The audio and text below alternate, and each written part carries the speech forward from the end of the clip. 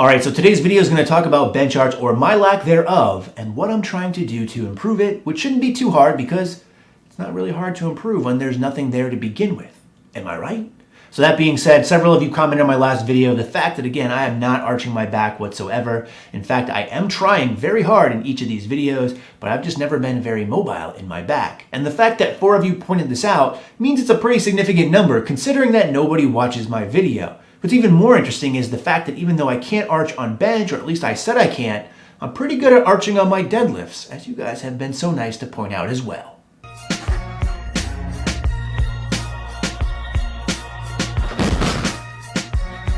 Now that being the case, what am I trying to do to improve? Well, the main thing I'm focusing on is just my overall setup. I've played around with a lot of different things in the past, and it hasn't really been until I've taken a look directly at the side and seen exactly how bad my arch is. So although I thought my setup in the past was efficient, again, it is still a fairly flat-backed bench. Now, I've talked to other people in the past about this, like Brandon Lilly, for example, who doesn't have a big arch in his bench. However, he is a tremendously strong bencher, and his word of advice to me was, don't worry about arch, just worry about being strong on the bench. So that's what I told myself. The problem is I've had a hard time living up to that end of the bargain, meaning I haven't really increased my bench that much over the course of the past year. That being the case, it's something I really want to do, so anything I can get out of even adding some arch, in my opinion, is going to be slightly beneficial. Now, my problem in the past is I've played around with just a foam roller, but this thing has been pretty thick and hard for me to really wrap my body around. In fact, when using a foam roller to try to improve my bench arch, I feel more like a teeter-totter because either one end's down and one end's up,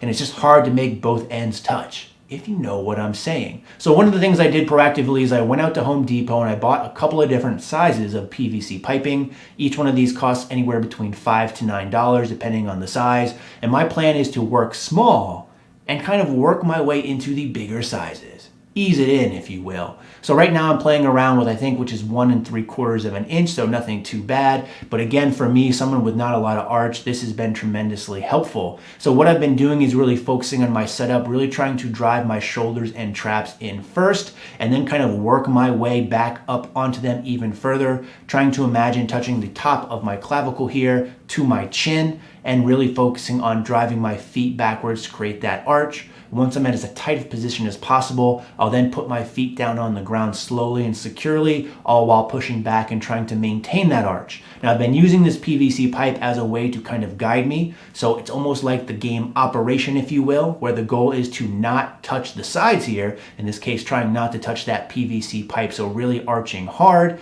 One of the things I'm going to say though is I'm not using this PVC pipe in place while benching because I have a tendency to think that's going to fuck up my back pretty bad.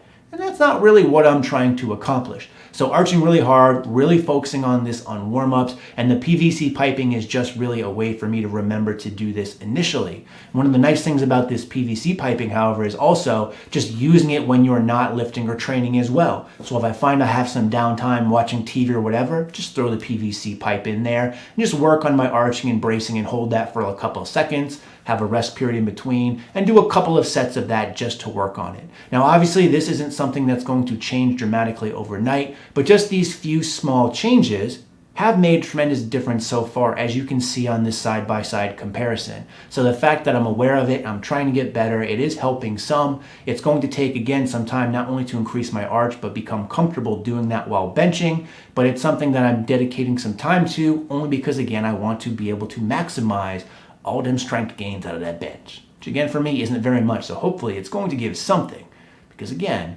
something is better than nothing. So that's what I'm going to do. I'll keep you guys updated on how the progress goes. In the meantime, as always, thanks for watching and stay big.